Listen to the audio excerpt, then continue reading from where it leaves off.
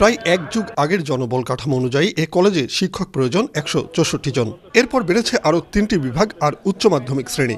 অথচ এখানে এখন কর্মরত শিক্ষকের সংখ্যা মাত্র 143 জন। ফিন্যান্স আর মার্কেটিং বিভাগে কোনো শিক্ষক নেই।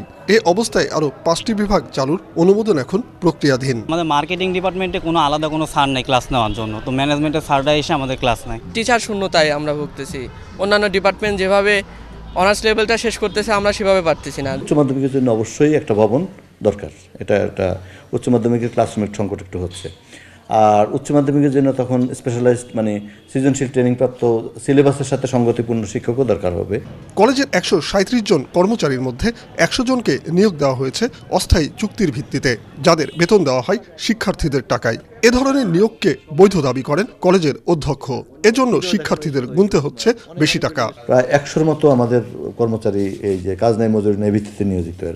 এরা কাজ নাই মজুরি নেই ভিত্তিতে নিয়োজিত এবং এদের বেতন এই যে ছাত্রদের সেশন চার্জের সাথে যে টাকাটা আদায় করে ওখান থেকে পরিশোধ করা হয়। তো এতেও মানে সংকট সমাধান হয় না। লোকবল সংকট এতটাই প্রকট যে অনেক ক্লাসই হয় অনিয়মিত। এমনকি ব্যবহারিক ক্লাস হয় শুধুমাত্র পরীক্ষার আগে। ল্যাবে পর্যাপ্ত সরঞ্জাম না থাকায় প্রত্যাশিত শিক্ষা থেকে বঞ্চিত হচ্ছে শিক্ষার্থীরা। আমাদের প্র্যাকটিক্যাল ক্লাসটা রেগুলার হচ্ছে না, আর মাসব্যাপী হয় না, কয়েকদিন নিয়েই যা শুধু করায় শেষ করে দেয়। আমরা দেখা যাচ্ছে একটা ইনস্ট্রুমেন্টে 10-12 জন কাজ করতেছে। আমরা চাই যে আমাদের ল্যাবটা যাতে প্রতি সপ্তাহে অন্তত একটা ক্লাস হয়।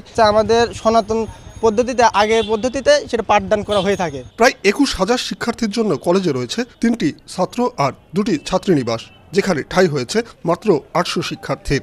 আছে মাত্র 5টি বাস, যার 4টি কেনা হয়েছে শিক্ষার্থীদের অর্থায়নে, যা কিনা প্রয়োজনের তুলনায় নিতান্তই অপ্রতুল। পর্যাপ্ত পরিমাণ গাড়ি নাই, তারপরেও সিটের সমস্যা। এখানে সিট আছে মাত্র 35টা, কিন্তু আমাদের যাতায়াত হয় প্রায় 70 থেকে 80 জন। কলেজের ছাত্রনিবাসগুলো আছে, ছাত্রনিবাস, সেখানে পর্যাপ্ত পরিমাণ জায়গা নাই। সবার জন্য আবাসিক ব্যবস্থা করা যেত, আরও রেজাল্ট আমাদের ভালো আশা করতে পারতাম।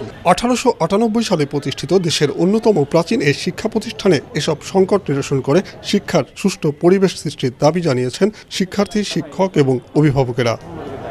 উৎপল মির্জা, মাছরাঙা সংবাদ, পাবনা।